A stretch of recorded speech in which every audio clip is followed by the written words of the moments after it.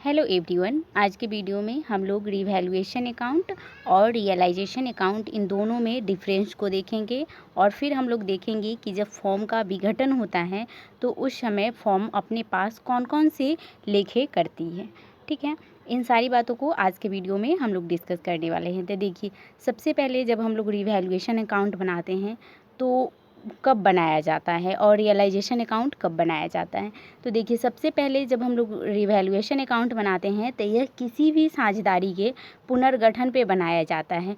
पुनर्गठन कहने का मतलब है कि जब फॉर्म में कोई न्यू पार्टनर प्रवेश करते हैं या फिर फॉर्म में कोई पार्टनर अवकाश लेते हैं या फिर किसी पार्टनर का डेथ हो जाता है तो उस समय जो साझेदारी होती है वह पुनर्गठित हो जाती है और उस समय जो फॉर्म होती है वह रिवैल्यूएशन अकाउंट को बनाती है।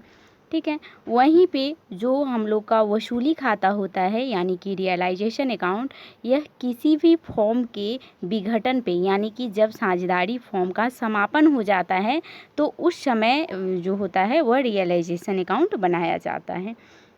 ठीक है, वहीं पे पुनर्मूल्यांकन खाता बनाने का उद्देश्य संपत्तियों और दायित्वों के पुनर्मूल्यांकन से होने वाले प्रॉफिट और लॉस को डिटरमाइन करना होता है।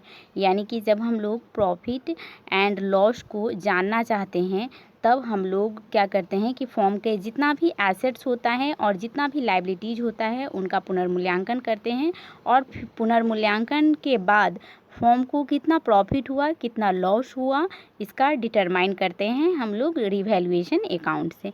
वहीं पे वसूली खाता भी हम लोगों को लाभ हानि को ही बताता है, लेकिन यह जो होता है वह एसेट्स के विक्रय और जो दायित्व होते हैं फॉर्म के उसके मतलब उसको निपटाने से होने वाले जो लाभ हानि है उसका निर्धारण करता है। जैसे कि देखिए, जब किसी भी फॉर्म का समापन होता है तो फॉर्म क्या करती है कि अपने सारे एसेट्स को बेच देती है और उस बेचे गए पैसे से जो रुपया प्राप्त होता है उससे फॉर्म के जो भी लायबिलिटीज़ हैं यानी जो भी फॉर्म के दायित्व हैं उनको चुकाती है और दायित्व को चुका देने के बाद फॉर्म को प्रॉफिट हुआ या लॉस हुआ इसका निर्धारण करती है। ठीक है, तो इन दोनों में यह डिफरेंस हो गया कि पुनर्मूल्यांकन खाता जो होता है वो संपत्तियों और दायित्वों के पुनर्मूल्यांकन से होने वाले लाभ हानि को डिटरमाइन करती है।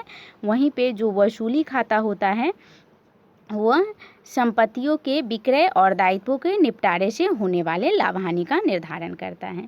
ठीक है, अब देखिए, पुनर्मूल्यांकन खाता में संपत्तियों और दायित्वों के मूल्य में होने वाली वृद्धि या कमी का लेखा किया जाता है।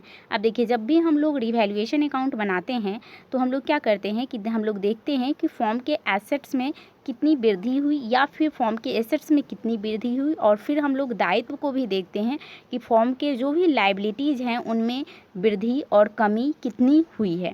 ठीक है, और फिर हम उनका रिकॉर्डिंग करते हैं रिवैल्यूएशन अकाउंट में।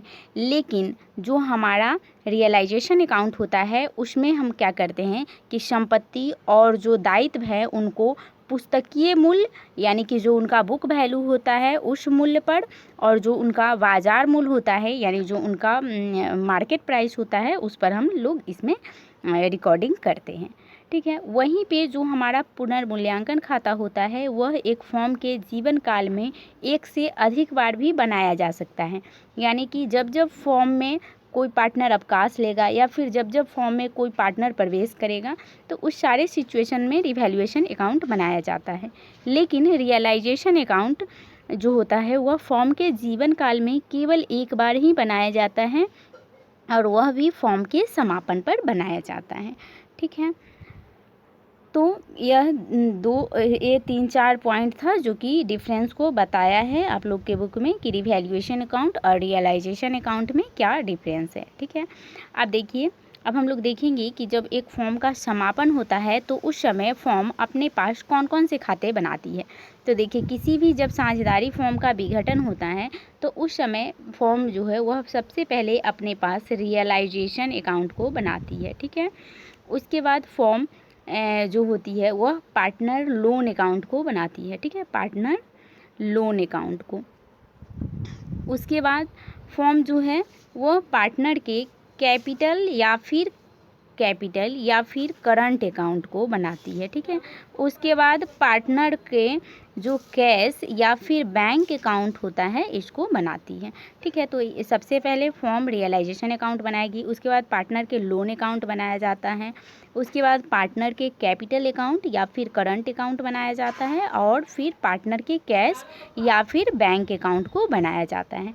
ठीक है, जब एक फॉर्म का समापन होता है तो इन सारे अकाउंट को एक फॉर्म को बनाना होता है। अब चलिए हम देखेंगे कि पार्टनर के लोन अकाउंट को हम लोग कैसे बनाते हैं। तो देखिए, साझेदारी का जो ऋण खाता होता है वह साझेदारों को दे दायित्व है, यानी कि साझेदारों के लिए क्या है, एक लायबिलिटीज़ है, इसलिए इसे वसूली खाते में हम लोग ट्रांसफ़र नहीं करते हैं। यानी कि पार्टनर के जो लोन होते हैं उसको हम लोग रियलाइजेशन अकाउंट में नहीं दिखाते हैं, और इसका भुगतान जो होता है वह नकद में यानी कि कैश में या फिर बैंक खाते के द्वारा किया जाता है। अब देखिए, साझेदार का जो ऋण खाता होता है ना, वह साझेदारों को एक फॉर्म के द्वारा दिया जाता है। ठीक है, चूँकि लोन जो है वह पार्टनर फॉर्म को देगा, तो फॉर्म के लिए क्या है, यह एक तरह का लायबिलिटीज़ है, और इस लायबिलिटीज़ को देना है किसको, जो फॉर्म के पार्टनर हैं उनको। ठीक है, तो देखिए यहाँ पे पार्टनर का लोन अकाउंट किस तरह से बनाया जाता है। तो देखिए यहाँ पे आप लोग ध्यान रखिएगा कि पार्टनर के लोन अकाउंट को रियलाइजेशन अकाउंट में ट्रांसफ़र नहीं किया जाता है, क्योंकि यह किसी भी साझेदार के लिए देय दायित्व है, और इसे हम लोग कैश या बैंक खाते के द्वारा इसका भुगतान करते हैं। ठीक है, तो देखिए पार्टनर का लोन अकाउंट कैसे बनेगा। पार्टनर का लोन अकाउंट डेबिट हो जाएगा और टू बैंक अकाउंट। अगर इसका हम जर्नल एंट्री करें तो कैसे बनेगा, पार्टनर लोन अकाउंट डेबिट और टू हो जाएगा यहाँ पे बैंक अकाउंट। ठीक है, इस तरह से इसका जर्नल एंट्री बनेगा। तो नीचे देखिए, इसमें यहाँ बोला जा रहा है कि साझेदारों के ऋण खाते के बारे में कुछ दिया हुआ है।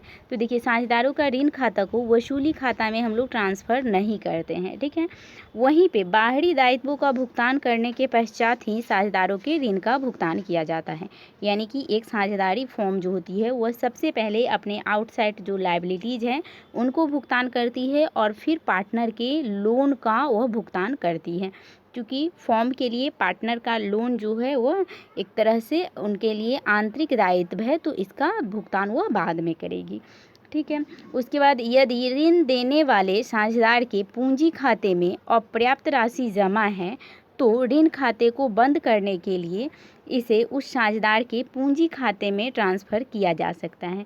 अब देखिए, यहाँ कहा जा रहा है कि यदि ऋण देने वाले कोई पार्टनर है, ठीक है, और उसके पूंजी खाते में अपर्याप्त राशि जमा है, तो ऋण खाते को बंद करने के लिए यानी कि पार्टनर के लोन अकाउंट को बंद करने के लिए हम लोग क्या करते हैं कि पार्टनर का जो कैपिटल अकाउंट होता है उसमें इस राशि को ट्रांसफ़र कर सकते हैं।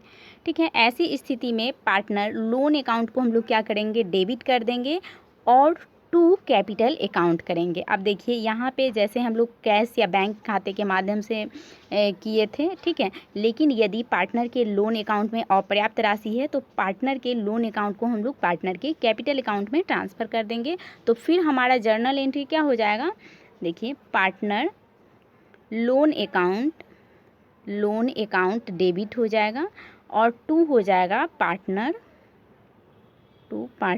कैपिटल अकाउंट हो जाएगा। ठीक है, कैपिटल अकाउंट क्रेडिट हो जाएगा। तो इस तरह से बन जाएगा हम लोगों को जो पार्टनर होता है उसका लोन खाता।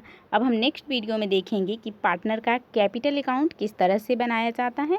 ठीक है, तो इसको हम नेक्स्ट वीडियो में करेंगे, और फिर करंट अकाउंट को देखेंगे, और फिर कैश और फिर बैंक अकाउंट को भी हम लोग समझेंगे।